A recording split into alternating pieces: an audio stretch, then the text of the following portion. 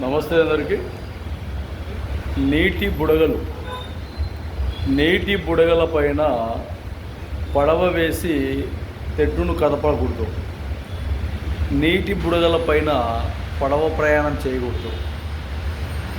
నీళ్ళల్లో ప్రయాణం చేయాలా, బాగా గుర్తుపెట్టుకోండి. రాజకీయం కూడా అంతే.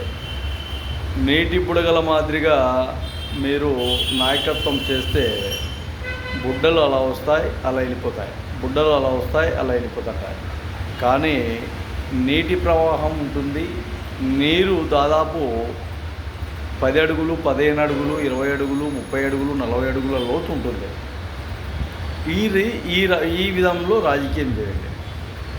నీటి బుడగలాగా రాజకీయం చేసి చాలామంది ఇబ్బందులు గురైన తర్వాత ఏ వ్యక్తి ఎవరు కూడా ఈ ప్రపంచంలో ఎవరికి ఎవడు రక్షించలేడు.